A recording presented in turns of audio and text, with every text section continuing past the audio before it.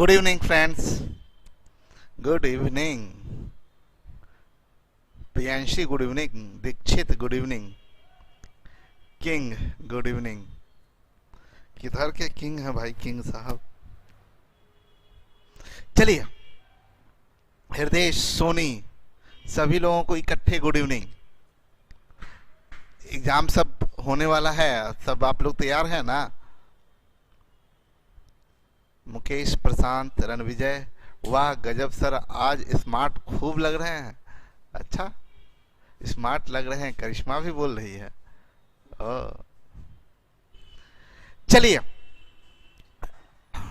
सभी लोगों को गुड इवनिंग। और जिसको जिसको स्मार्ट लग रहे हैं सब ऐसे बीच बीच में तारीफ कर दिया कीजिए, अच्छा मजा आ जाता है।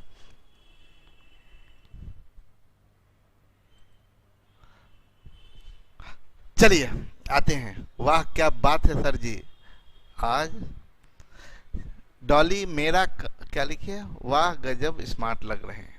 क्या बात है, कुछ हम आईना वायना देख के आए क्या? कुछ स्मार्ट लग रहे हैं, सब बड़ी तारीफ कर रहे हैं भाई।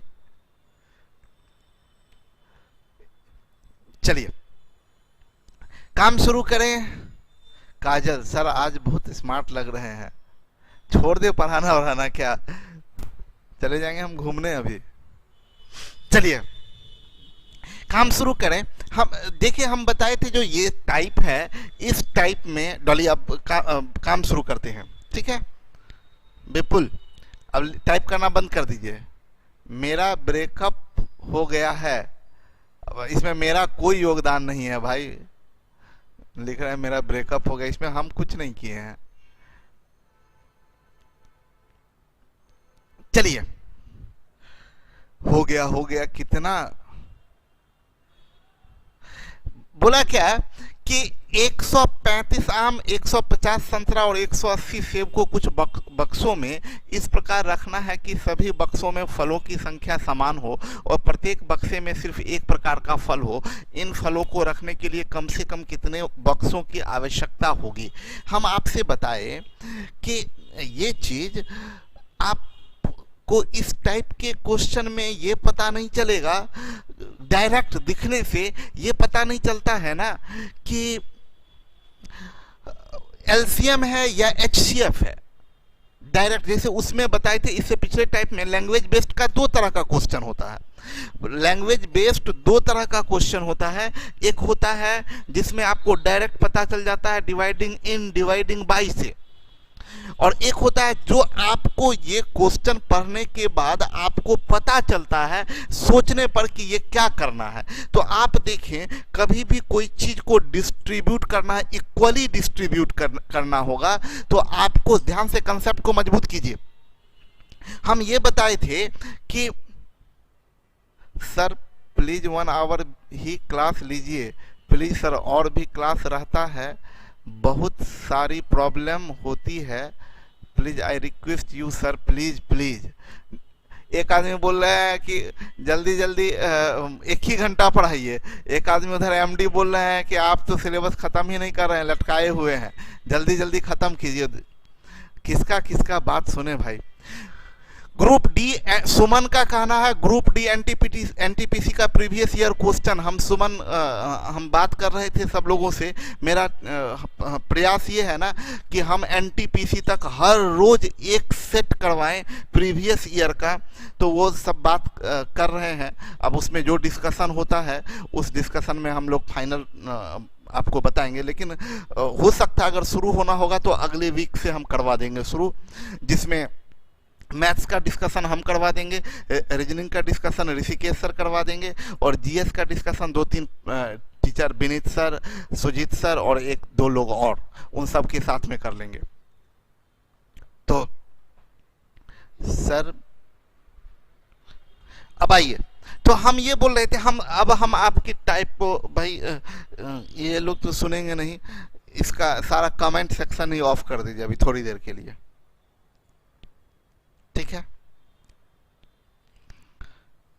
एमडी पागल है ना? ना पागल वागल नहीं हो रहा, अच्छा बच्चा है।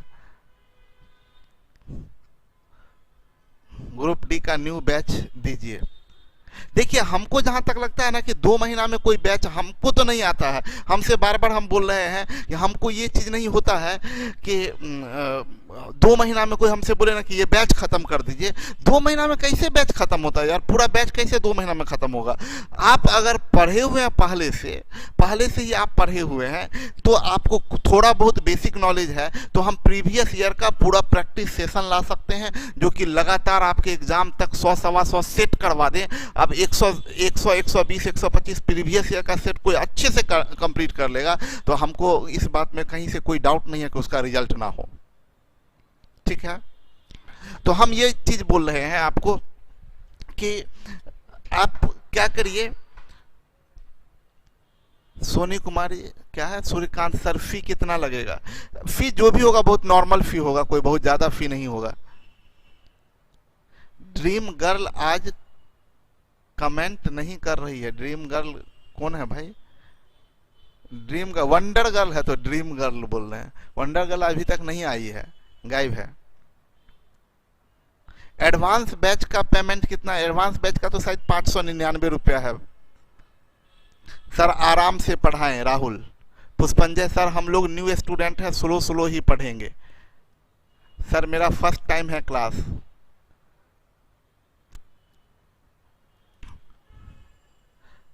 काफी अच्छी सोच है सर, प्रैक्टिस सेट ही करवा दीजिए। चलिए सुनिए मेरी बात को, हम ये अब बात बंद कर दीजिए। अगर पढ़ना चाहते हैं तो बातचीत बंद कर दीजिए। हम ये बोल रहे थे कि कभी भी आपको अगर डिस्ट्रीब्यूशन करना है, कोई सामान बल्क में है, हम आपको बता दें ये चीज़ कि जितने लोग टाइप कर रहे हैं आगे आपकी मर्जी, हम आगे नहीं, इसके बाद हम बोलेंगे नहीं। हम सिर्फ इतना चीज़ बोलेंगे कि टाइप करिएगा, आप सीख नहीं पाइएगा, आगे आपकी मर्जी है।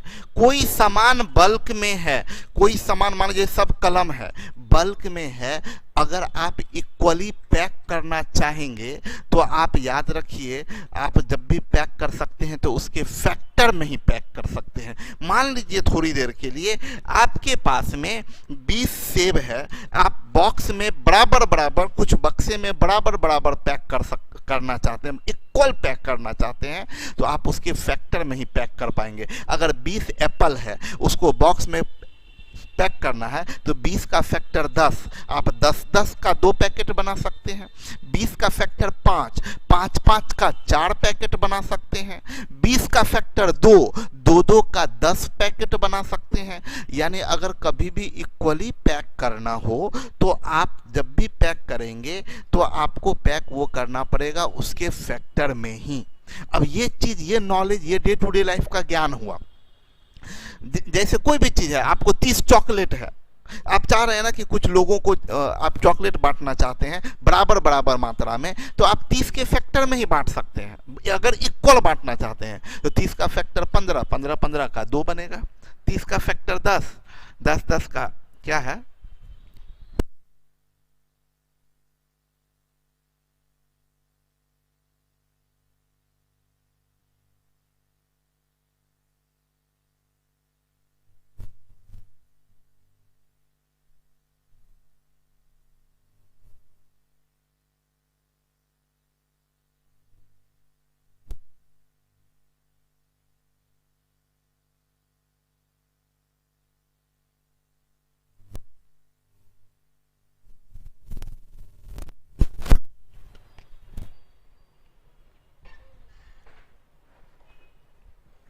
उसी में से निकालो ना।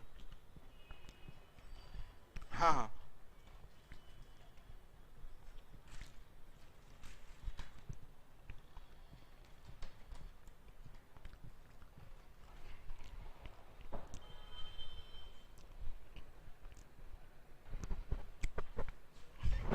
पानी दे देना।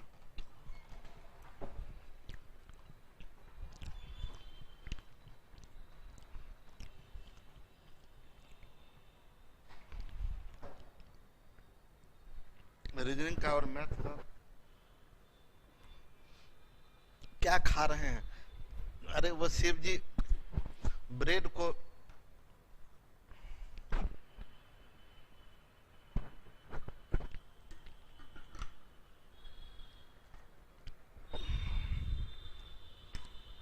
ब्रेड में वो क्या होता है, पीनट बटर मिला के दिए। चलिए, हम लोग का ऐसे ही दिन कट रहा है यहीं पर।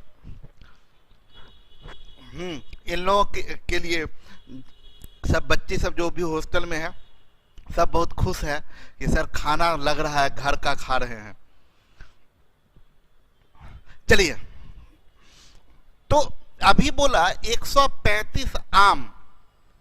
अरे यार कहे आम भाग गया।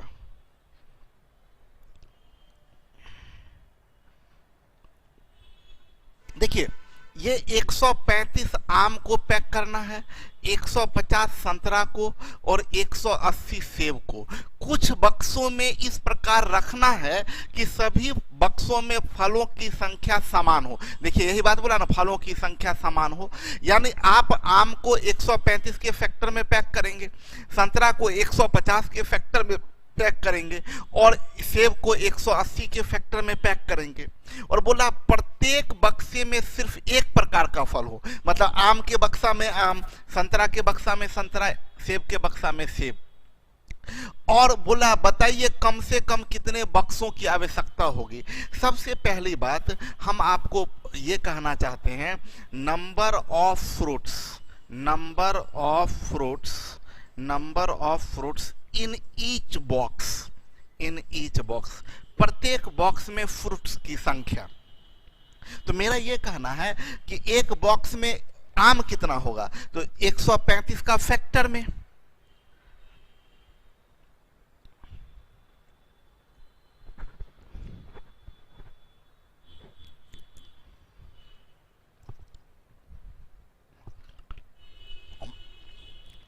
150 संतरा को पैक करना है तो 150 के फैक्टर में, 180 सेब को पैक करना है तो 180 के फैक्टर में।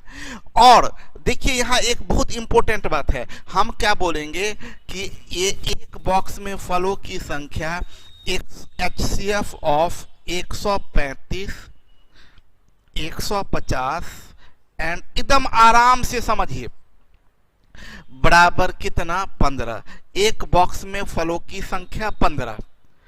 MD आपने कहा था कोरोना में ऐसा काम करिए कि यादगार हो जाए। मैंने इंग्लिश खत्म कर लिया कोरोना में, और जो बोल रहा है कि MD पागल है वो शायद बेरोजगारी के बारे में अच्छी तरह नहीं जानता है, या तो उसके लाइफ में कोई ड्रीम नहीं है। MD मेरी बात समझे, याद रखिए एक चीज आप बता दे, आप बहुत ज़्यादा परेशान भी होते रहे हैं, हम पीछे भी कई बार बताए हैं कि आपको अगर हड़बड़ी है, इंडिया में बहुत सारे टीचर्स पढ़ा रहे हैं, कितने लोग फ्री में पढ़ा रहे हैं, कितने लोग, हम तो आपसे पैसा लेते हैं ना, कितने लोग यहाँ जाइए साइट्स पे, यूट्यूब पे, चैनल पे फ्री क्लास चल रहा, 15 दिन में कोर्स समाप्त, 20 दिन में कोर्स समाप्त, 5 दिन में ये करवा देंगे, 10 दिन में वो करवा देंगे। ऐसे बहुत सारे चैनल्स हैं, बहुत सारे टीचर्स हैं, बहुत सारे लोग हैं जो आपको दावा करते हैं 20 दिन में करवा देंगे, 25 दिन में करवा देंगे। हमको 20 दिन में करवाने नहीं आता है, हम 20 दिन में करवाने लायक टीचर नहीं हैं। हम वैसे टीचर हैं जो एक एक चीज़ को आराम से समझाते हैं, सबको एक एक कंसेप्ट बिल्डअप करते हैं। मेरा वक्त लगता है, ठीक है, और मेरा मानना है कि आप कितना भी फास्ट कर लें, चाहे बेरोजगारी चरम सीमा पर आ जाए, चाहे कुछ भी हो जाए, आप बच्चा जन्म लेगा, उसको बड़ा होने में वक्त लगता है, आप उसको खींच के बड़ा करने का कोशिश कीजिएगा, बेचारा मर जाएगा, वो वक्त लगता है। अगर जितना अच्छा चीज डेवलप करना चाहते हैं तो वो डेवलप होने में समय लगता है। हम देखे हैं एकदम करेक्ट, ये लिखे हैं कि एक दिन में एडवांस समाप्त, नीरज लिखे हैं, सही बात है, सही बात है नीरज। हम देखते हैं 24 घंटे का मैराथन सेशन चलता है, पागल, हमको समझ में नहीं आता है 24 घंटे का, हम एकदम मेरे दिमाग के बाहर का बात है कि 24 घंटे का मैराथन सेशन, 18 घंटा लगातार पढ़े, 18 घंटा में एडवांस खत्म, 20 घंटा में एडवांस खत्म, 20 घंटा में एडवांस आप खत्म करिएगा, पागल हो जाइएगा, नहीं कोई फायदे का नहीं होगा। कौन कौन एक से एक टीचर सब आते हैं, पूरा करवाते हैं क्वेश्चन। सुबह 7 बजे से शुरू हुआ, रात के 12 बजे तक करवा रहे हैं क्वेश्चन, लगातार खा रहे हैं पी रहे हैं क्वेश्चन। अरे यार, हम देखते हैं 1 घंटा पढ़ाते हैं और आपको अभी जितनी चीज पढ़ाए हैं उसमें से बहुत लोग ऐसे होंगे जो पीछे का भूल गए होंगे। जब आराम से पढ़ा रहे हैं, प्रैक्टिस का समय दे रहे हैं, तब आप भूल जाते हैं। आपको एक दिन में अगर 20 घंटा पढ़ा दिया जाए तो आपको याद रहने वाला है? वो याद नहीं रहेगा।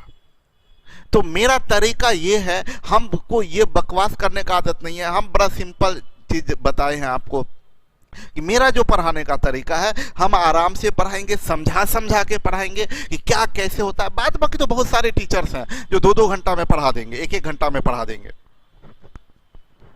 बिल्कुल, मैराथन ये सब चीज रिवीजन के लिए होता है। जब पूरा पढ़े, ये आपका फाउंडेशन बैच हम पढ़ा रहे हैं, इसमें हम अगर उड़ाना शुरू कर देंगे, मेरे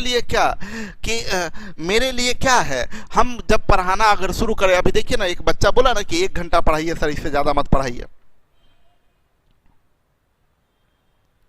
तो हम ये चीज बोले कि 1 घंटा से ज्यादा मत पढ़ाइए बोल रहे हैं। तो ये जो सेशन आपको चाहिए, आपको क्या करना है, आप और सब चीज पढ़िए, एक दिन में वीडियो सारा देख लीजिएगा, बैठिएगा सुबह से शाम तक में सारा वीडियो देख लीजिएगा। चलिए, हम ये चीज कहना चाह रहे हैं। अब आइए हम आपको समझा दे, फिर से समझाए, मेरा रिदम तोड़ दिए, फिर समझाते हैं। और हाँ, ये बात सही है, कमेंट ऑफ कर दीजिए, कमेंट पहले ऑफ कर दीजिए, पहले कमेंट ऑफ करें यहां से। चलिए, अब जो भी चीज है अब करते रहिए आप लोग टाइप, यहां दिखेगा ही नहीं कुछ। बोला क्या, हम सबसे पहली बात ये बताना चाहते हैं कि देखिए, हम फिर से एक बार सबको जो भी ध्यान नहीं दिए होंगे उनको एक बार रिपीट कर दें। रिपीट ये कर देना चाहते हैं कि मान लीजिए कोई भी चीज को आपको डिस्ट्रीब्यूट करना है, इक्वली डिस्ट्रीब्यूट करना है। देखिए, बार बार बोलते हैं कंसेप्ट, मेरे पास आप आए हैं तो उसका सबसे तगड़ा फायदा यही होगा कि कंसेप्ट आपका मजबूत होगा। हम क्या बोले कि कोई भी चीज़ को कभी भी इक्वली डिस्ट्रीब्यूट करना है तो आप जब भी डिस्ट्रीब्यूट करेंगे तो उसके फैक्टर में ही डिस्ट्रीब्यूट करेंगे। जैसे अगर आपके पास में 100 आम है, उसको इक्वली पैक करना है तो 100 के फैक्टर में। 50 संतरा है, इक्वली पैक करना है तो 50 के फैक्टर में, देखिए ना, 50 संतरा है, 50 का फैक्टर 25, तो 25 का 2 बॉक्स बनेगा, 2 बॉक्स में पैक होगा। 50 का फैक्टर 10, तो 10 का 5 बॉक्स बनेगा, 1 बॉक्स में 10 फल रख सकते हैं। तो आप सोचिए, हम ये बात यहाँ पर 2 बात बताने जा रहे हैं। हम एक बात ये बताए कि अगर ध्यान से, इंपॉर्टेंट बात, अगर हम बोलेंगे कि यहां पर सीखने वाली क्या बात है कि जैसे मेरे पास में 50 आम को पैक करना है, तो हमको ये नहीं देखना ना, पूछेगा ना कि कितना बॉक्स चाहिए, तो हमको ये जरूरत नहीं है कि कितना बॉक्स, पहले ये देखना है कि एक बॉक्स में कितना। अगर एक बॉक्स में 10 तो 50 के लिए 5 बॉक्स जरूरत पड़ेगा। एक बॉक्स में 5 रखिएगा तो 50 फल को पैक करने के लिए 10 बॉक्स का जरूरत पड़ेगा। तो हम ये कहना चाह रहे हैं, अभी क्वेश्चन को देखिए, क्वेश्चन आपका क्या बोल रहा है, 135 आम, 150 संतरा और 180 सेब को कुछ बक्सों में इस प्रकार रखना है कि सभी बक्सों में फलों की संख्या समान हो और प्रत्येक बॉक्स में सिर्फ एक प्रकार का फल हो। इन फलों को रखने के लिए कम से कम कितने, सभी बक्सों में फलों की संख्या समान, मतलब इक्वल डिस्ट्रीब्यूशन करना है। समान मतलब इक्वल डिस्ट्रीब्यूशन करना है, यानी इक्वल डिस्ट्रीब्यूशन करेंगे तो 135 आम को रखने के लिए 135 के फैक्टर में रखिएगा, 150 संतरा रखने के लिए 150 के फैक्टर में, ये 180 के फैक्टर में। तो और बोला सब बॉक्स में फलों की संख्या समान, तो आम एक बॉक्स में आम जितना, उतना ही संतरा, उतना ही सेब, मतलब जो फल होना चाहिए 135 का भी फैक्टर, 150 का भी फैक्टर, 180 का भी फैक्टर, तो कॉमन फैक्टर। तो हम बोल सकते हैं number of fruits in each box is equal to HCF of 135, 150 and 180 is equal to 15। एक बॉक्स में 15 फल रख सकते हैं आप। अब सवाल यहां पर एक आप लोगों के मन में आना चाहिए था कि सर एक चीज तो समझ में आया फैक्टर में, लेकिन हाईएस्ट फैक्टर क्यों ले रहे हैं? भाई हाईएस्ट फैक्टर लेने का रीजन ये है कि यहां पर बोल दिया है कि देखिए कम से कम कितने बॉक्स की जरूरत पड़ेगी। अगर कम से कम बॉक्स चाहिए, आपको कम बॉक्स चाहिए, तो एक बॉक्स में ज्यादा फल रखिएगा। जितना ज्यादा फल एक बक्सा में, जितना ज्यादा फल रखिएगा उतना कम बॉक्स का जरूरत पड़ेगा। तो बोला कम से कम बॉक्स मतलब ज्यादा से ज्यादा एक बॉक्स में फल, इसलिए एक बॉक्स में जो फल रखे हैं वो हाईएस्ट कॉमन फैक्टर रखे हैं, यानी एक बॉक्स में ज्यादा से ज्यादा 15 फल रख सकते हैं। अब नंबर ऑफ बॉक्सेस की बात करें, नंबर ऑफ बॉक्सेस की बात करें तो आम कितना है? 135 आम है और एक बॉक्स में 15 फल, तो इसके लिए आपको 9 बॉक्स चाहिए। इसके लिए 135 आम है, एक बॉक्स में 15 फल, तो 9 बॉक्स चाहिए आम के लिए। आप देखिए संतरा कितना है? 150, एक बॉक्स में 15 संतरा, तो इसके लिए कितना बॉक्स चाहिए? 10। इसके बाद आइए 180 सेब है और एक बॉक्स में 15, तो इसके लिए कितना बॉक्स चाहिए? 12। तो टोटल बॉक्स 12, 10, 22, 9, 31, टोटल 31 बॉक्स होगा। ये आपका 31 बॉक्स हो गया, ये आंसर हुआ। कमेंट हम ऑन कर देते हैं ताकि आप लोगों का आंसर देख सकें। बातचीत का चीज लिखिएगा, हम फिर कमेंट की तरफ ध्यान नहीं देंगे। ऑन कर दिए हैं, वाह बहुत बढ़िया, सबका 31, 31, 31। अब जो हम समझाने जा रहे हैं बहुत ध्यान से सीखिएगा भाई। क्या चीज है कि मैंगो, ऐसा क्वेश्चन कभी भी रहे, मैंगो है 135, मैंगो है 135, ऑरेंज है 150, 150 और एप्पल है 180। कभी भी इक्वल डिस्ट्रीब्यूशन की बात करें तो आपको बताते हैं, आप क्या करिए, आप इसका HCF निकालना है ना, तो HCF निकालते हैं तो हाईएस्ट क्या बाहर निकलेगा? 15। जो HCF हाईएस्ट बना 15 बाहर निकला, वो जो HCF निकलता है वो नंबर ऑफ फ्रूट्स होता है, number of fruits in each box, in each box. ये अब ये 15 बाहर निकाले तो ये बचा क्या? 9, ये बचा क्या? 10, ये बचा क्या? 12। इसको जोड़ दीजिए तो ये जो आया 12, 10, 22, 9, 31, ये क्या हो गया? Number of box, number of box. मतलब क्या करना है? ये तामझाम इतना करने की जरूरत ही नहीं थी, सीधा अब एग्जाम में तो हमको बनाना रहता है ना, एग्जाम में हमको बनाना रहता है, तो हम तो सीधा करते हैं, हम सीधा करते हैं 135, 150 मैक्सिमम बाहर निकलेगा 15, 15 नामा 135, 15 दहे 150, 15 बढ़े 100, 12, 10, 22, 9, 31 मार दिया आंसर। अब आप लोगों से हम जानना चाहते हैं, अगर आप लोग सीख गए तो हम आपसे जानना चाहते हैं, ये क्वेश्चन देखिए उसी टाइप का क्वेश्चन है। 500 लड़के और 420 लड़कियां हैं, इन्हें कुछ समूह में इस प्रकार बांटना है कि प्रत्येक समूह में समान संख्या में या तो लड़का रहे या लड़की। समूह की न्यूनतम संख्या क्या होगी? ग्रुप की न्यूनतम संख्या क्या होगी?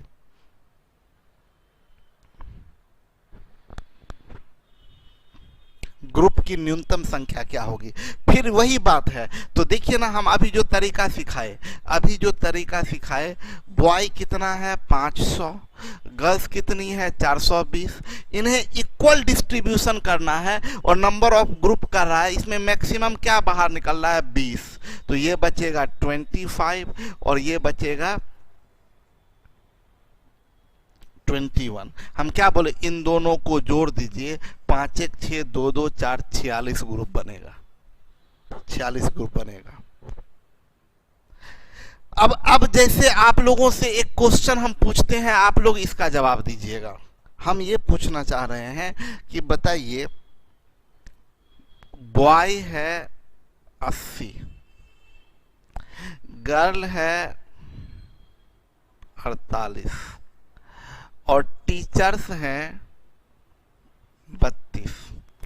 देखिए 80 लड़का, 48 लड़की और 32 शिक्षक कहीं पिकनिक मनाने के लिए जा रहे हैं। और वो पिकनिक मनाने जिस शहर में गए वहां होटल किराए पर लिया गया और ये किया गया कि सभी कमरे में सब लोग बराबर समान संख्या में रहेंगे। ये बोला गया लड़कों के कमरे में केवल लड़के रहेंगे, लड़कियों के कमरे में केवल लड़कियां रहेंगी और टीचर्स के कमरे में केवल टीचर्स रहेंगे और हर कमरे में संख्या समान होगी। आप बताएं एक कमरे में कितने व्यक्ति रहेंगे, एक कमरे में कितने व्यक्ति होंगे? मेरा सवाल है एक कमरे में कितने व्यक्ति होंगे? एक कमरे में कितने व्यक्ति होंगे?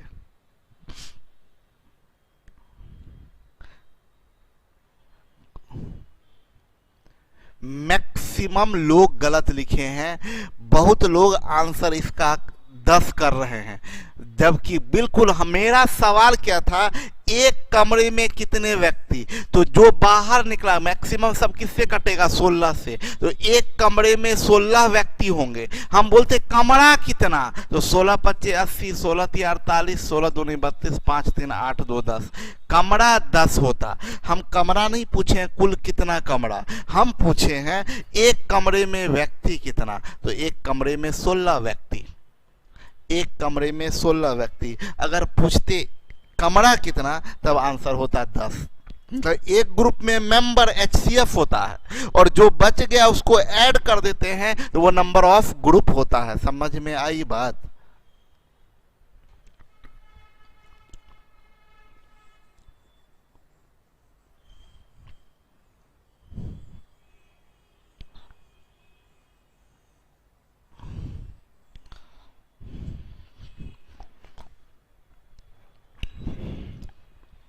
बोला 80 मीटर लंबा और 60 मीटर चौड़ा आयताकार सतह पर वर्गाकार टाइल्स लगाने के लिए कम से कम कितने टाइल्स की आवश्यकता पड़ेगी? देखिए मेरी बात समझिएगा, आयताकार सरफेस पर, ये आयताकार सरफेस है, आराम से समझिए, एकदम ध्यान से मजा आ जाएगा। आयताकार सरफेस का मतलब लंबाई चौड़ाई अलग अलग होता है। जैसे फॉर एग्जांपल अगर लंबाई है 80 मीटर, लंबाई है 80 मीटर तो ये चौड़ाई 48 मीटर, लंबाई चौड़ाई अलग अलग, तो ये आयताकार सरफेस हुआ।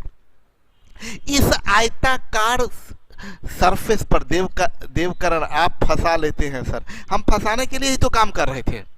हम ये बता रहे थे 80 मीटर लंबा और 48 मीटर चौड़ा ये आयताकार सरफेस है। इस सरफेस पर वर्गाकार टाइल्स लगाना होता है। वर्गाकार टाइल्स का मतलब आप सब जानते हैं कि लंबाई चौड़ाई सब सेम होता है, ये वर्गाकार टाइल्स कहलाया। तो मेरा कहना ये है कि जब भी आयताकार सरफेस पर वर्गाकार टाइल्स लगाना होगा तो एकदम आराम से सुनिएगा जो हम बोल रहे हैं। जो टाइल्स का, ये जो वर्गाकार टाइल्स है, इसका लेंथ जो होगा वो इसके लेंथ का फैक्टर होना चाहिए। इसके लेंथ का फैक्टर, क्यों इसके लेंथ का फैक्टर? देखिए 80 का फैक्टर 40, तो 40 का 2 टाइल्स लग जाएगा। 80 का फैक्टर 20, तो 20 20 40 20 60 20 80 लग जाएगा। 80 का फैक्टर 15 नहीं है, तब ये नहीं लग पाएगा 15 का टाइल्स, क्योंकि 15 चौक दूनी 30, 15 तिया 45, 15 चौक 60, 15 पचे 75, बाद में बच जाएगा 5 मीटर बाद में बच जाएगा। यानी हम ये कहना चाह रहे हैं कि वर्गाकार टाइल्स का जो लेंथ होगा वो डेफिनेटली 80 का फैक्टर होना चाहिए। साथ साथ वर्गाकार टाइल्स का लेंथ इसके ब्रेथ का भी फैक्टर होना चाहिए। ब्रेथ है 48, तो 48 का फैक्टर 24, तो 24 का 2 लग सकता है। 48 का फैक्टर 16, तो 16 का 3 आप लगा सकते हैं। 16 का 3 लगा सकते हैं। 1 2 3, ये 3 टाइल्स लगेगा। यानी बात ये हुआ कि टाइल्स का जो होना चाहिए लेंथ, ये 80 का भी फैक्टर होना चाहिए और 48 का भी फैक्टर होना चाहिए। 2 आ गया तो कॉमन फैक्टर, यानी टाइल्स का लेंथ इसके लेंथ और ब्रेथ का कॉमन फैक्टर होना चाहिए। ठीक है। और बड़ा से बड़ा टाइल्स अगर लगाना है तो लेंथ बड़ा से बड़ा होना चाहिए, यानी ये बड़ा से बड़ा फैक्टर होना चाहिए, इन दोनों का बड़ा से बड़ा फैक्टर। तो अभी मेरा ये कहना हुआ कि जब भी रेक्टेंगुलर सरफेस पर स्क्वायर टाइल्स लगाना हो तो सबसे पहली बात length of tiles is equal to HCF of 80 and 60 बराबर कितना होगा 20। टाइल्स का लेंथ 20 होना चाहिए। अब जरा देखिए, मेरी बात समझिएगा, कोई भी आदमी ये बता देगा, कोई बच्चा भी बता देगा, हम बोलेंगे इस सरफेस का क्षेत्रफल है 60 और इस टाइल्स का क्षेत्रफल है 10। सरफेस का क्षेत्रफल 60 और टाइल्स का क्षेत्रफल 10, तो इसमें कितना टाइल्स लगेगा आप लोग टाइप करके बताइए। ये 60 क्षेत्रफल, इसका 10 क्षेत्रफल, तो कितना टाइल्स लगेगा ये बताइए। टाइल्स कितना लगेगा जल्दी बताइए, टाइल्स कितना लगेगा। क्या लिख रहे हैं 12 टाइल्स, पागल। 6 टाइल्स लगेगा। इसका 60 है क्षेत्रफल, एरिया इसका 60 है, टाइल्स का एरिया 10 है, तो 10 का 6 टाइल्स लगेगा। ठीक है, तो अभी की बात करें तो अभी यानी आपको नंबर ऑफ टाइल्स कैसे निकालते हैं। नंबर ऑफ टाइल्स निकालने का तरीका ये है कि इसका क्षेत्रफल निकाल लीजिए 80 गुने 60 डिवाइडेड बाय टाइल्स का क्षेत्रफल 20 गुने 20, तो ये बनेगा 20 चौक 80, 20 तिया 60, 4 तिया 12 टाइल्स आंसर होगा आपका। 12 टाइल्स लगेगा, मतलब सरफेस के क्षेत्रफल में टाइल्स के क्षेत्रफल से भाग दे दीजिए तो नंबर ऑफ टाइल्स निकलता है। लेकिन हम आपको बोलेंगे, फिर इसका एक तरीका बताएंगे, कभी भी लेंथ और ब्रेथ दिया है, स्क्वायर टाइल्स लगाना हो 80 और 60, आप इसमें HCF निकालिएगा तो 20, जो HCF निकला वो होता है लेंथ ऑफ टाइल्स।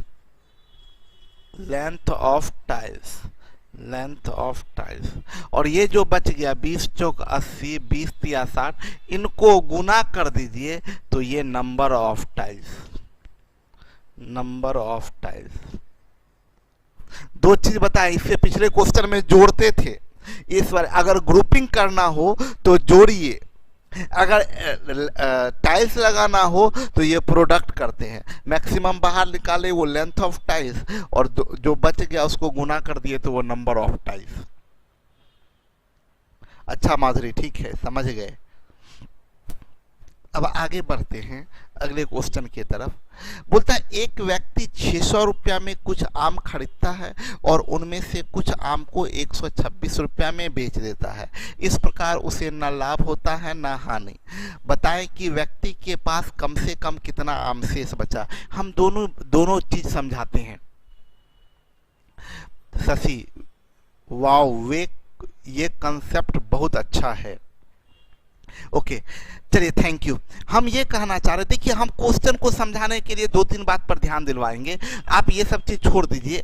हम ये जो बताते हैं इस प्रकार उसे न लाभ होता है न हानि।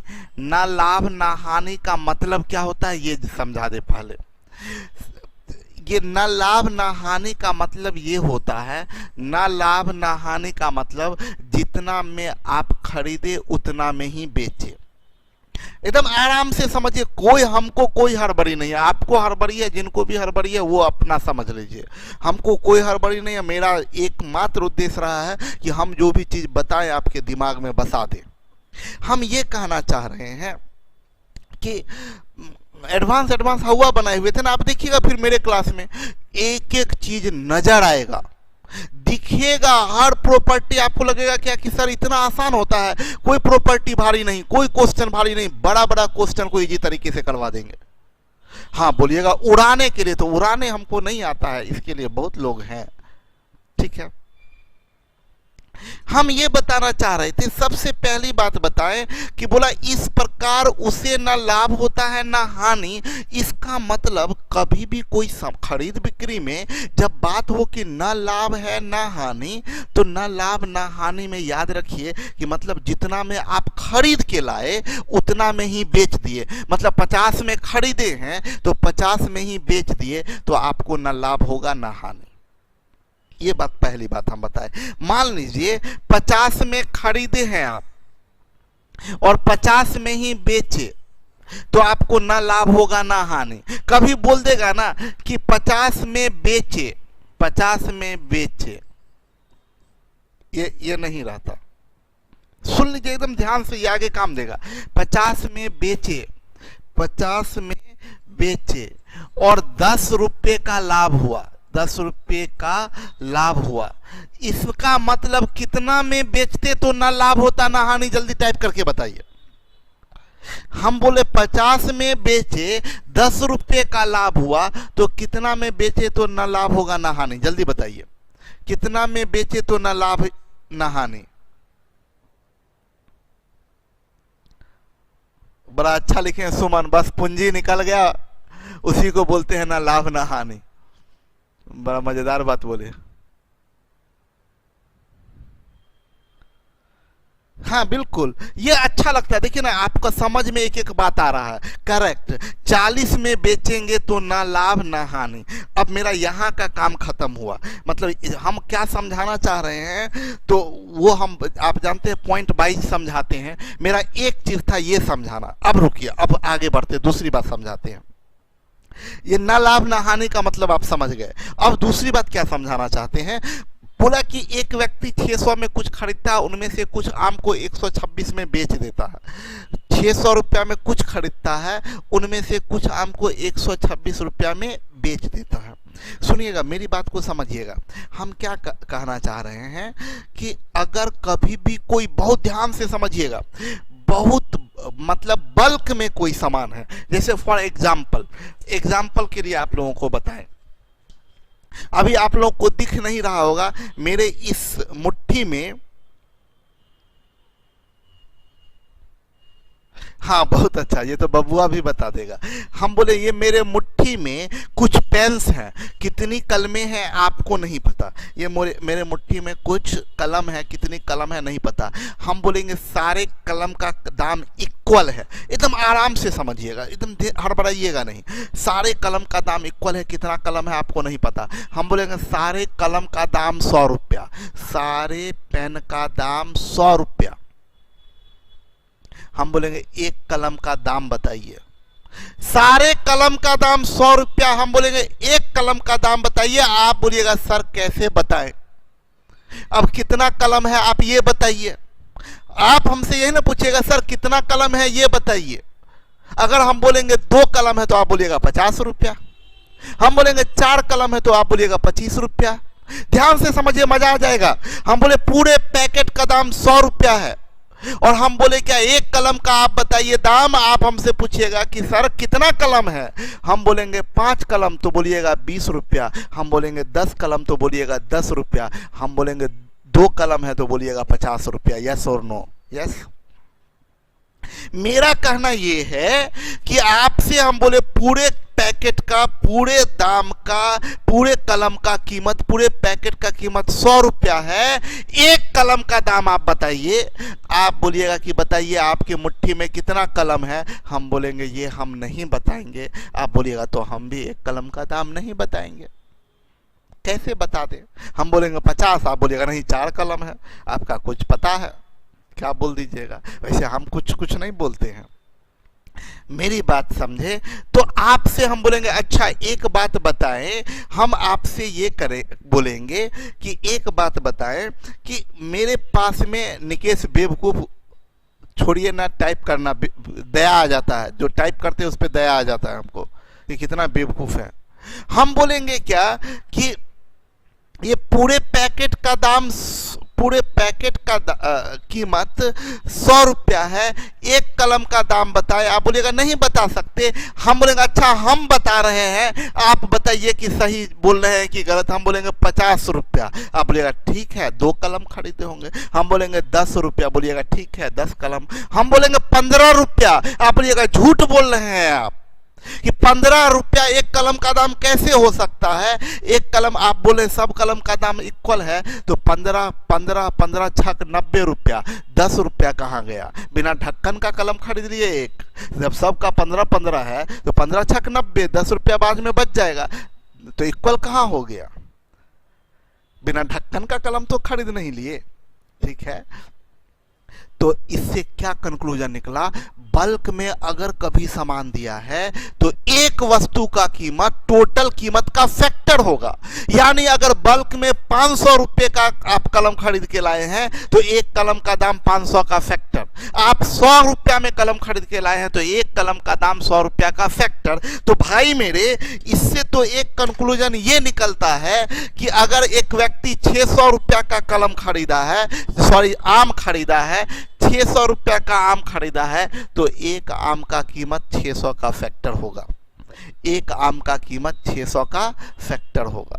अगर 126 रुपया में बेचा है, चाहे खरीदे चाहे बेचे, डजंट मैटर, 126 में बेचा है तो एक आम का दाम 126 का फैक्टर। एक आम का दाम 600 का फैक्टर, एक आम का कीमत 126 का फैक्टर। तो एक आम का दाम 600 का भी फैक्टर, एक आम का दाम 126 का भी फैक्टर। करिश्मा, मजे की बात तो ये है कि एक आम का दाम 600 का फैक्टर है और बोल रहा है ना लाभ हुआ ना हानि, मतलब एक आम का कीमत जो यहाँ है वही एक आम का कीमत यहाँ है, मतलब जो 600 का फैक्टर होगा वो 126 का भी फैक्टर होगा, मतलब दोनों का कॉमन फैक्टर होगा एक आम का कीमत। एक आम का कीमत 600 का और 126 का कॉमन फैक्टर। एक आम का दाम 600 का और 126 का कॉमन फैक्टर। सब लोग समझ लीजिए ध्यान से। मान लीजिए इस बॉक्स में कुछ आम है, इसमें से कुछ आम है, इसमें से कुछ आम बेच दिए इनको। ये 600 रुपये का आम है, ये 126 रुपये का आम है। नो प्रॉफिट नो लॉस का मतलब एक आम का कीमत जो यहाँ है वही एक आम का कीमत यहाँ है। यहाँ से एक आम का कीमत 600 का फैक्टर, यहाँ से एक आम का कीमत 126 का फैक्टर, यानी यहाँ दोनों से एक आम का कीमत दोनों का कॉमन फैक्टर। एक आम का कीमत दोनों का कॉमन फैक्टर, और दोनों का कॉमन फैक्टर एक आम का कीमत हुआ। और चूंकि बोल रहा है कम से कम कितना आम है, देखिए आम का संख्या कम होगा। अगर कम सामान है तो कीमत ज्यादा रखना पड़ेगा, कीमत ज्यादा से ज्यादा। सिंपल बात है, जितना ज्यादा कीमत रखिएगा उतना कम सामान होगा। तो बोल रहा है कम से कम कितना आम, यानी कीमत ज्यादा से ज्यादा, यानी एक आम का कीमत हाईएस्ट फैक्टर होगा 600 और 126 का। यानी आप बोल सकते हैं price of one mango, price of one mango is equal to HCF of 600 and 126। 600 और 126 का HCF 6। एक आम का दाम 6 है, तो टोटल मैंगो कितना है? टोटल मैंगो कितना होगा? देखिए टोटल 600 का आम था, एक आम का दाम 6, तो टोटल मैंगो 600/6 यानी 100। मैंगो सोल्ड, ऐसे लैंग्वेज हमको नहीं पता, बस हम समझाने के लिख दिए। कितना का आम बेचा गया? 126 रुपया का आम बेचा गया। एक आम का दाम 6 है, तो 126/6 यानी 21 आम बेच दिए। आपके पास 100 आम था जिसमें से 21 आम आपने बेच दिया, तो रिमेनिंग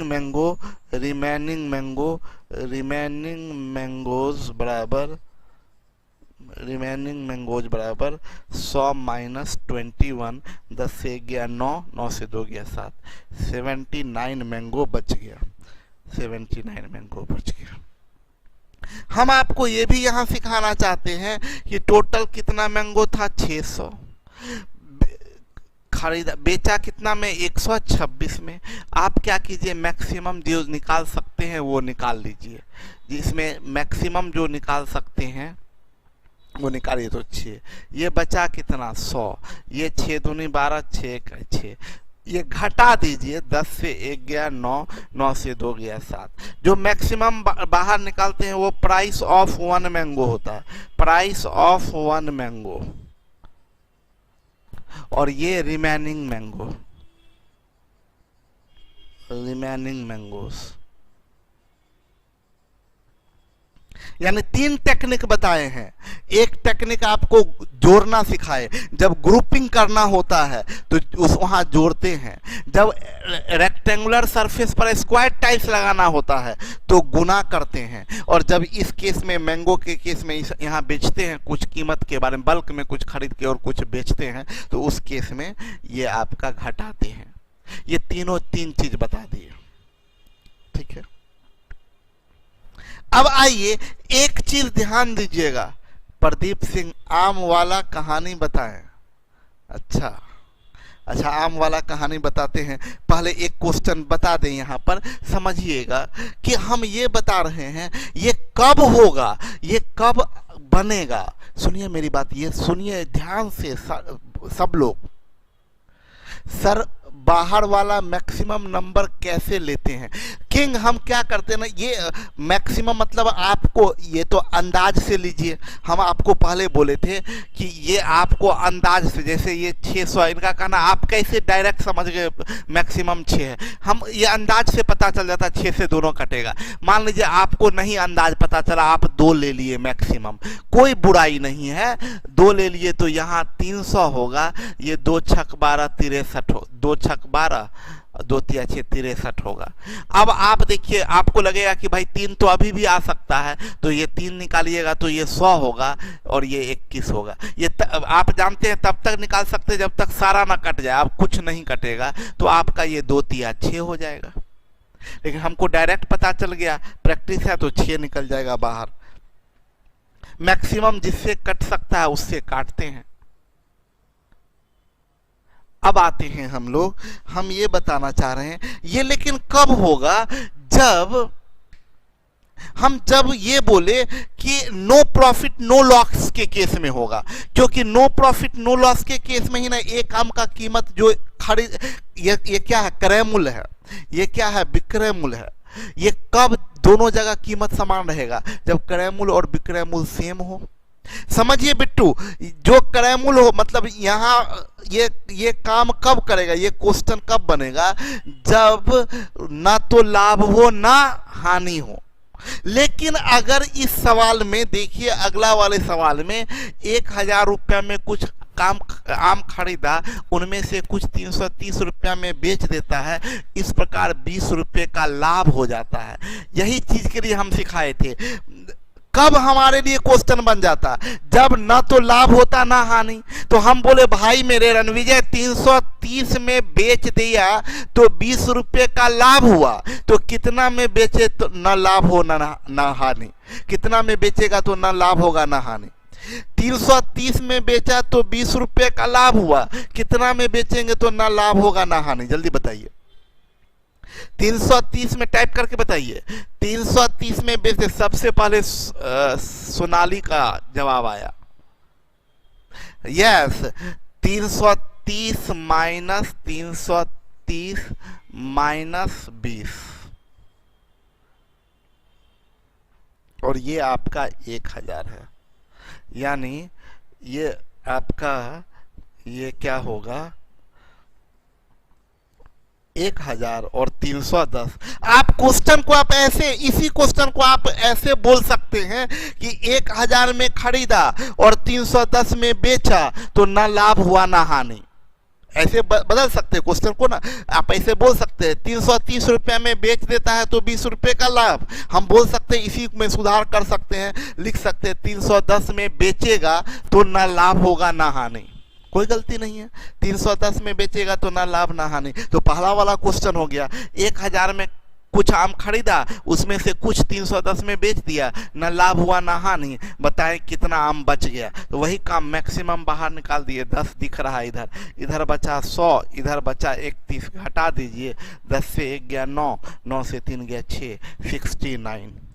ये हम आपको टेक्निक तो सिखा ही दिए, टेक्निक सिखा चुके हैं।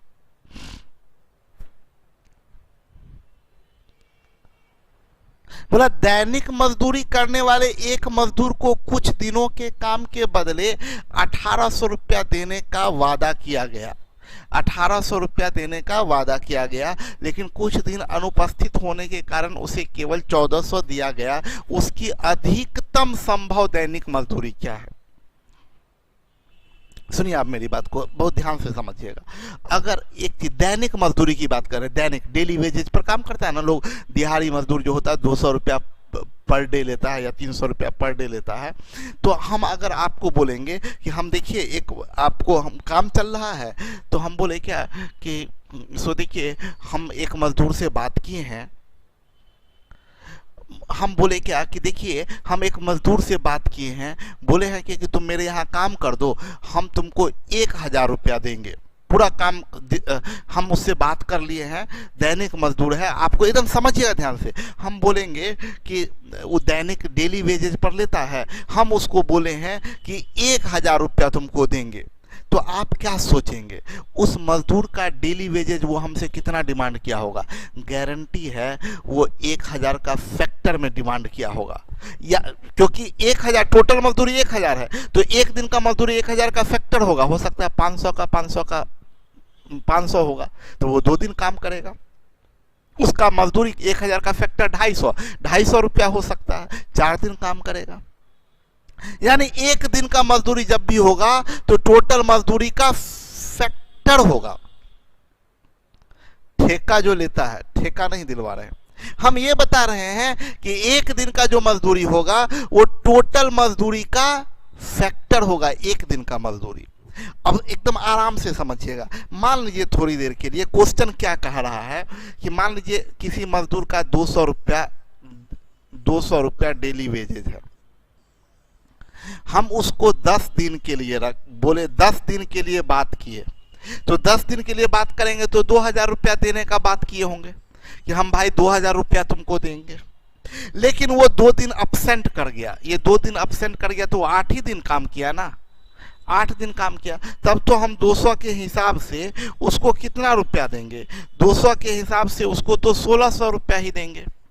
तो क्वेश्चन ऐसे बना, को इसी का उल्टा क्वेश्चन पूछा, बोला क्या कि वो 2000 रुपया पर बात किया, एक मजदूर से 2000 रुपया पर बात किया, लेकिन कुछ दिन अनुपस्थित रहा, तो वो इसके कारण उसको 1600 रुपया ही मजदूरी मिला।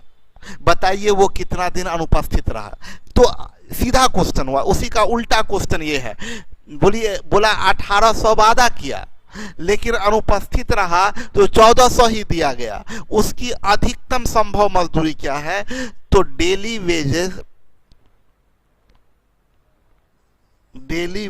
क्या होगा? डेली वेजेज होगा वो 1800 का भी फैक्टर और डेली वेजेज 1400 का भी फैक्टर, और बोल रहा है अधिकतम संभव दैनिक मजदूरी।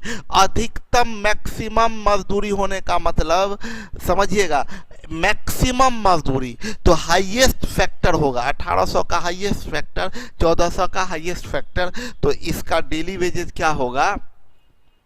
HCF ऑफ 1800 एंड 1400 बराबर 200।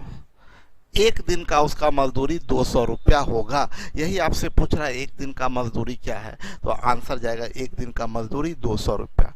आपसे ये भी पूछ सकता है कि वो एब्सेंट कितना दिन रहा। अगर एब्सेंट पूछता तो 200 नमा 1800, 9 दिन का बात हुआ, 200 सते 1400, 7 दिन किया, 9 दिन का बात हुआ, 7 दिन काम किया है, एब्सेंट कितना दिन रहा? 2 दिन।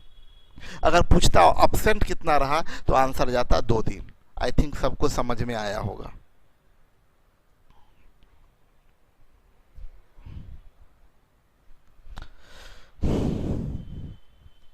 बोला ए बी और सी एक समय में एक दिशा में एक ही स्थान से वृत्ताकार स्टेडियम के चारों ओर दौड़ लगाते हैं। ए बी और सी सभी एक चक्कर क्रमशः 252, 308 और 198 सेकंड में पूरा करते हैं। कितने समय बाद तीनों आरंभिक बिंदु पर एक साथ मिलेंगे?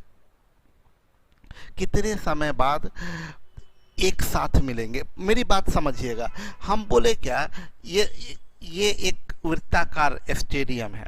यहाँ से ये अगर दौड़ना शुरू करता है, एक चक्कर लगाता है 10 मिनट में। मान लीजिए 10 मिनट में एक चक्कर लगाता है, एकदम आराम से समझिएगा। तो हम ये आपको बोलेंगे कि 10 मिनट में चक्कर लगाता है, ये पूरा एक चक्कर 10 मिनट में लगाता है।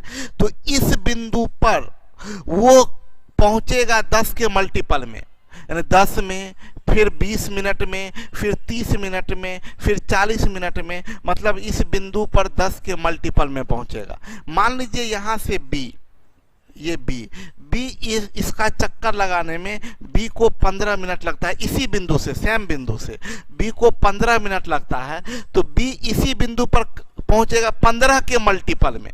ये 10 के मल्टीपल में पहुंचेगा, बी 15 के मल्टीपल में पहुंचेगा। डायरेक्ट क्लियर नहीं हुआ, लेकिन कॉमन सेंस से ये पता चल रहा है कि भाई ये मल्टीपल निकालना है। कॉमन सेंस से ये पता चल रहा है कि हमें निकालना है मल्टीपल। तो बोला ए बी सी एक समय में, देखिए ना, एक ही स्थान से वृत्ताकार स्टेडियम के चारों ओर दौड़ लगाते हैं।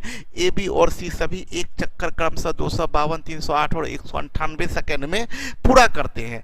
कितने समय बाद तीनों आरंभिक बिंदु पर एक साथ मिलेंगे? ए आरंभिक बिंदु पर आएगा 252 के मल्टीपल में, बी आरंभिक बिंदु पर मिलेगा 308 के मल्टीपल में, सी मिलेगा 198 के मल्टीपल में। यानी यहां पर मल्टीपल निकालना है, एलसीएम निकालना है। आंसर क्या जाएगा? LCM of 252, 308 and 198। अच्छा, मजेदार बात बताएं, ये यहां पर ना थोड़ा सा एलसीएम निकालने में समय लग सकता, एलसीएम निकालने में थोड़ा समय लग सकता है। हम थोड़ा यहाँ दिमाग लगा देते हैं। ये आपका सेकंड है, ये सब किस क्या चीज में दिया है? सेकंड में, ये सेकंड में दिया है। हम इसको बोल सकते हैं मिनट अगर बना ले तो 252/60, 252 divided by 60, 308 divided by 60 and 198 divided by 60। तो ये क्या होगा? 4 से कटेगा, 4 छक 24, 4 तिया 12, 4 से 15। ये भी 4 से कट जाएगा, 4 सत्ते 28, 77, 4 से 15। और ये 4 से नहीं कटेगा, 2 से तो कट जाएगा। 2 नमा 18, 2 नमा 18 डिवाइडेड बाई 30, 6 से तो कट जाएगा, 6 से कट जाएगा। 6 तिया 18। अब क्या होगा? इसका एलसीएम, एलसीएम ऑफ यहां रखिए, LCM, LCM of, LCM of, ये मिनट, ये सब सेकंड में था, ये मिनट में आ गया। अब इससे क्या होगा? एलसीएम निकालना आसान हो जाएगा। ऊपर वाले का एलसीएम 77 लिख दिए, 77 कैंसिल हो गया। बट्टे में 33 कीजिएगा तो इंटू 3 होगा। बट्टे में 63 कीजिएगा तो 7 से 11, 7 नामा 63, 3 तिया 9 इंटू 3 होगा। अब नीचे का एचसीएफ, एचसीएफ में क्या जाएगा? 15 15 10 का 5 होगा, ये होगा। तो आप बोल सकते हैं 3 तिया 9 सत्ते 63, 9 सत्ते 63 का 3 6, 9 सत्ते 63 और 6, 693 डिवाइडेड बाई 5, ये मिनट है। इसको हम लोग बोल सकते हैं ना, सेकंड में बनाने के लिए, मिनट को सेकंड में बनाना है तो 60 से गुना कर दीजिए तो ये सेकंड होगा। तो ये 12 से कट जाएगा, 12 तिया 36, 12 नमा 108, 3 111, 12 छक 72, 1 73, 10 83, 8316 सेकंड। कहीं गलती हो गया, कहीं गलती हो गया। कहीं काटने में गलती हो गया क्या? 77 लिए, बट 11 सतह 77, 11 तिया 33, 3 है, ठीक है। 63 करेंगे तो 7 से 11, 7 नमा 63, 3 तिया 9, 3, ठीक है। 9 सतह 63 का 3 6, 9 सतह 63 6 69, उठे 5 मिनट। तो हो जाएगा सेकंड में बदलने के लिए इंटू 60 करेंगे, 5 से 12, 12 तिया 36, 12 नम 12 छक 72, कहीं गलती हो रहा है।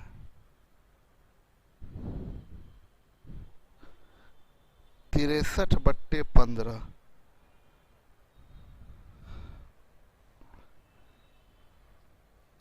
4 छक 24, 1 4 तिया 12, 4 से 15, ये तो सही है।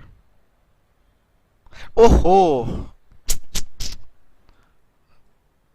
आपको बताए थे, देखिए क्या गलती हुआ है, हम आप लोगों को भी बता दें ताकि समझ में आए। देखिए आपको हम बताए थे, याद कीजिए कि एलसीएम निकालने में मिस्टेक, ब्लेंडर हो गया मेरे से। देखिए ध्यान दीजिएगा, आपको बताए थे जब भी फ्रैक्शन का एलसीएम या एचसीएफ निकालते हैं तो फ्रैक्शन अपने लिस्ट फॉर्म में होना चाहिए। ये अभी और कटेगा, 3 से ये कटेगा, 3 दूनी 6, 3 इकाई 3, 21/5 होगा। फ्रैक्शन अपने लिस्ट फॉर्म में होना चाहिए, हम आपको बताए थे। ये 21/5 होगा, यहाँ 21/5, 21/5, ये हम बताए थे। फ्रैक्शन अपने लिस्ट फॉर्म में होना चाहिए, ये है लिस्ट फॉर्म में, ये है लिस्ट फॉर्म में। अब आंसर होगा, एलसीएम जाएगा 77 इंटू बट्टे में 33 करेंगे तो इंटू 3, ये हो गया, डिवाइडेड बाई एचसीएफ होगा 5, यानी 7×21 का 1 कैरी 2, 7×21 2 23, 231/5 सेकंड है। तो हम लोग बराबर बोलेंगे 231/5 इंटू 60, ये सॉरी ये सेकंड होगा, यहाँ तो मिनट अभी हमारा है, ये हमारा मिनट है। तो ये 5 से कट जाएगा, 12 इकाई 12, 12 3 36, 1 37, 12 दूनी 24, 3 27, 2772 सेकेंड। हम ये भी एक तरीका बताए कि आप ऐसे फ्रैक्शन में निकाल सकते हैं, आप डायरेक्ट एलसीएम भी ले सकते थे। हाँ डायरेक्ट, बिल्कुल हम एक तरीका बताए, आप डायरेक्ट भी कर सकते थे, डायरेक्ट एलसीएम ले सकते थे। 252, 308 और 198, इसका डायरेक्ट एलसीएम ले लेते तो डायरेक्ट सेकंड में आ जाता, डायरेक्ट सेकंड में आ जाता। बड़ा नंबर रहता है ना, देखिए जैसे बहुत बड़ा नंबर है तो हम ना ज़्यादा कॉम्प्लिकेशन में नहीं फंसते हैं।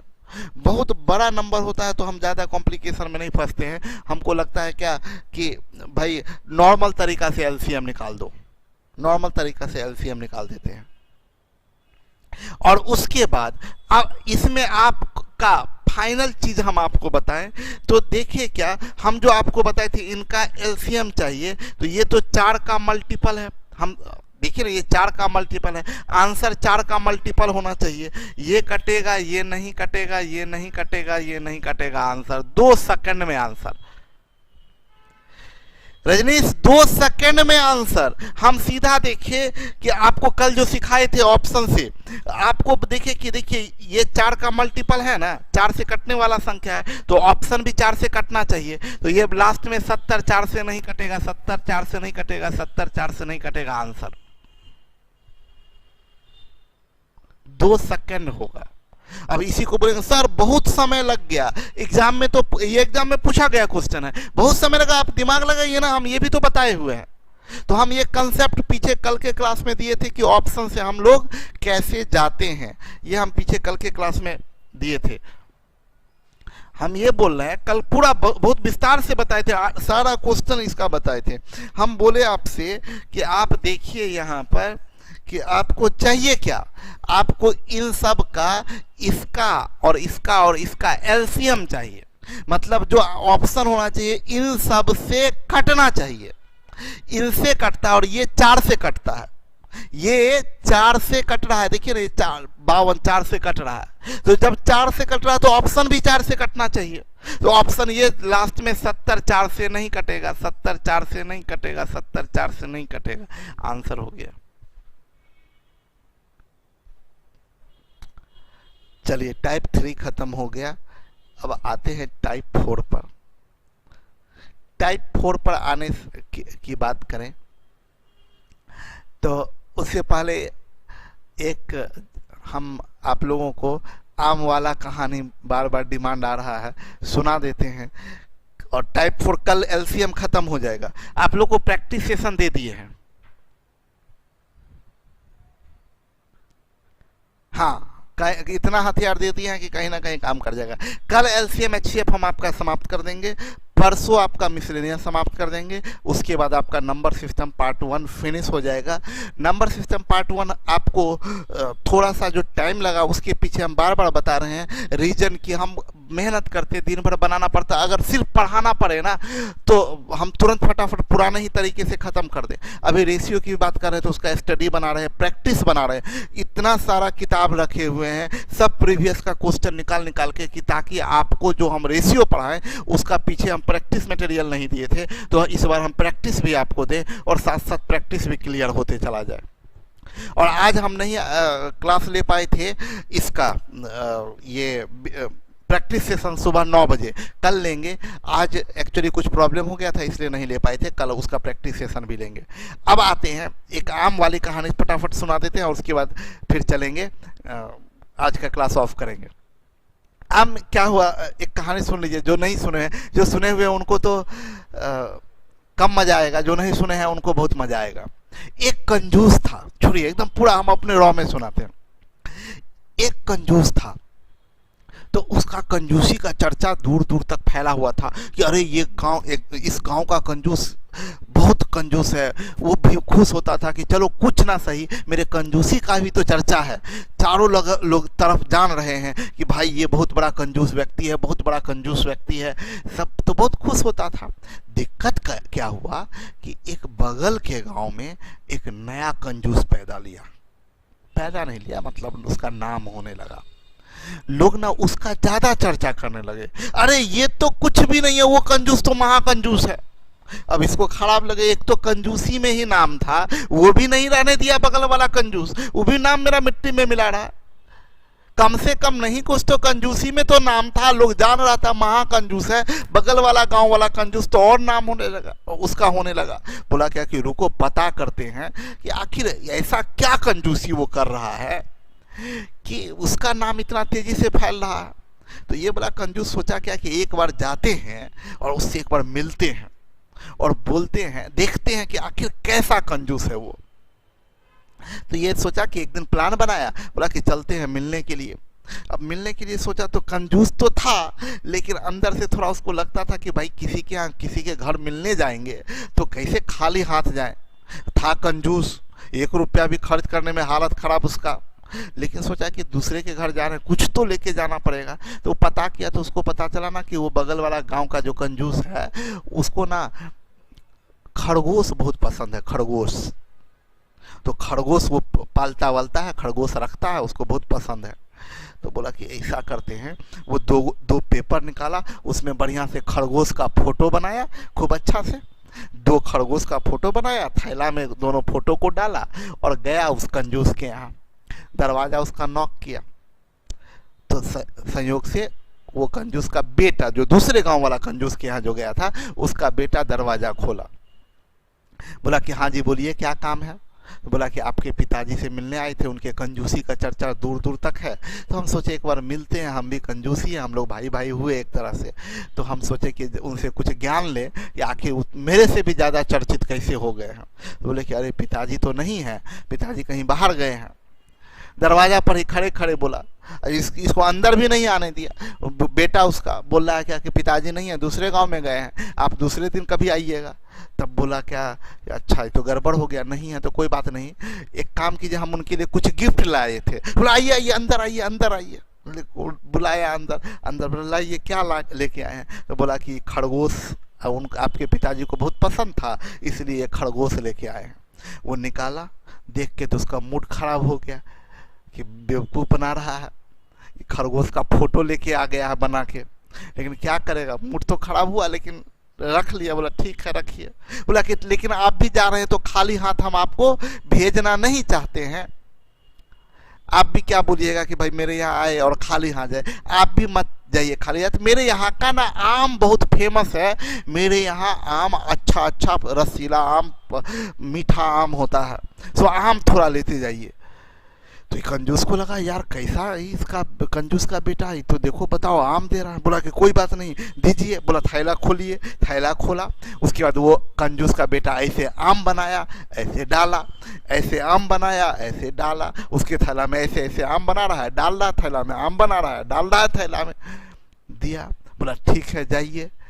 वो गया बाहर और बाद में रास्ता में हंस रहा मने मन की, सही में वो होगा महान कंजूस। जिसका बेटा इतना बड़ा कंजूस, उसका बाप कैसा कंजूस होगा। बेटा आम बना के दे रहा। खतरनाक बात अभी मत हंसिए, खतरनाक बात अभी क्लाइमैक्स पर अभी पहुंचे नहीं है, अभी तो क्लाइमैक्स बाकी है मेरे दोस्त।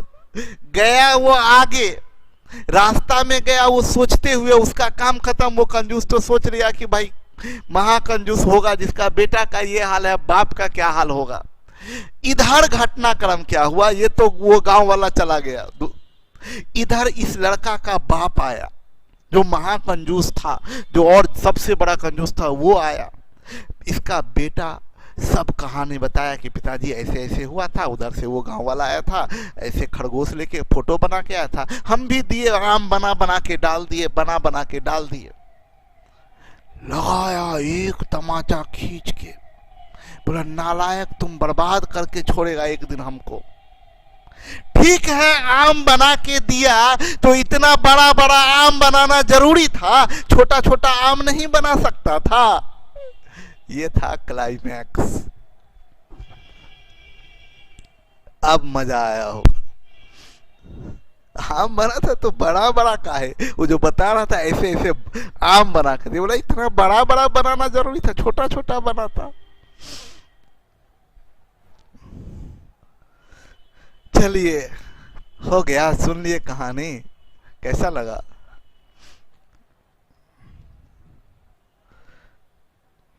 अब बहुत कमेंट आ रहा है, मजा आ गया।